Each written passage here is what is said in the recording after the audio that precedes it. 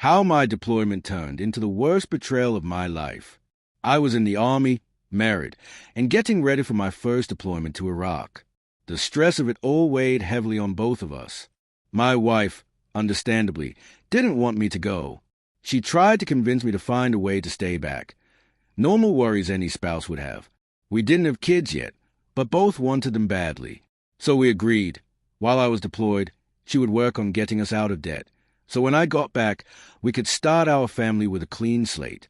She made a plan to move in with her best friend back in our home state.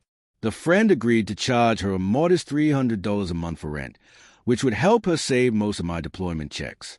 I was genuinely happy with this setup. I thought it was a smart move for our future. When the day came for me to leave, she cried harder than I'd ever seen, telling me how much she loved me, how proud she was, and how she couldn't wait to start a family when I got home. Fast forward 2 months into my deployment, and things started to change. Suddenly, she became distant. Our scheduled calls became short, cold. Texts were one-word answers. This woman, who I had known for 6 years, was never at a loss for words before. Then came the bomb. She asked for space. I remember thinking, space? You're asking for space from someone 10,000 miles away?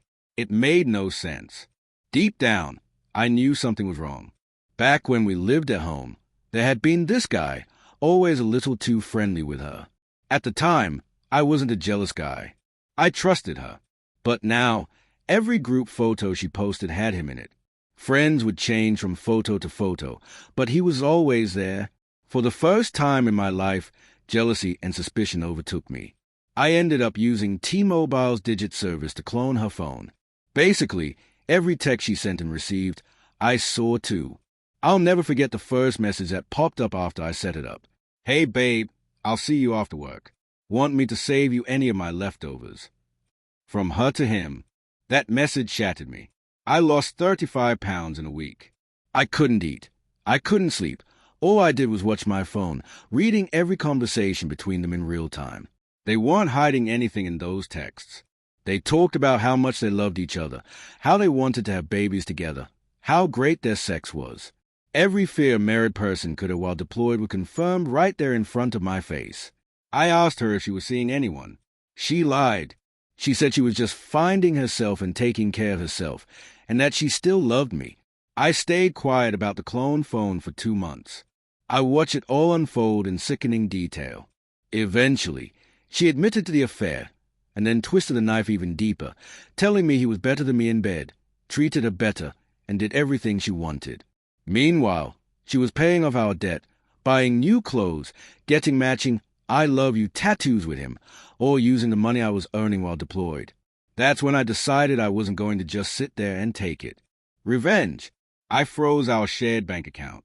I changed every password to something she'd never guess, or using army slang and inside jokes only I would know. I blocked her on Facebook and my phone. Suddenly, she had no access to money or to me. She lost her car to repossession a few months later. Got kicked out of her friend's house. Had to start selling her prized shoes and designer purses just to scrape by. I later found out she got a job back at her old restaurant. So I posted all the text screenshots, the ones showing their conversations about babies, side by side with my own text to her at the same time, making it clear to all our mutual friends what she had been doing. It blew up. I had friends constantly calling her work to complain about her and him. Some even dined and dashed. They both ended up getting fired. She tried one last move, calling my command and claiming I abandoned her, trying to get me in trouble. Thankfully, my commander had gone through something similar himself. He told me not to worry. Nothing came of it. Then, about a month before I was scheduled to return home, she called me from a random number. She was 5 months pregnant.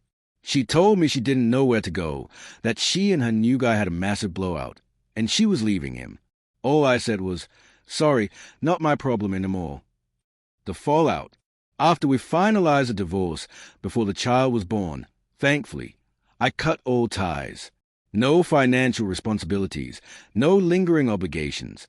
But she wasn't done yet. In January, she called me again, this time from a mutual friend's phone. He hit me. I don't know what to do. Me, Maybe you shouldn't cheat on your husband who's deployed for a guy who just talks a big game. Huh. Are you happy this happened to me? Me. No, but at least now I know I wasn't the bad guy in all of this. And then the next month, she reached out again. He's cheating on me with 2 other girls. I'm sorry. I regret everything I did. I fucked it all up. All I said was, yeah, you did. She wrecked my world. Sent me into a deep depression I'm still digging my way out of. But even through all the pain, it helped to know that I wasn't the one who failed. I wasn't crazy. I wasn't the villain. Had all of this happened 5 or 10 years earlier, I might have come home to an empty bank account, an empty house, and a wife visibly pregnant with another man's child. Instead, I saw it coming. I acted. I saved myself. Funny enough, she hit me up just yesterday, asking if I could help her cover rent. I didn't even respond. Final notes. We finalized the divorce before the child was born. I have no financial ties to her and haven't for years now. For those curious, I use T-Mobile's digit service to clone her phone. You can Google it if you want the details. As for the domestic violence, I didn't celebrate it. I told her to call the police, but that was the extent of my involvement. No one deserves to be abused, but I'm not responsible for her safety anymore.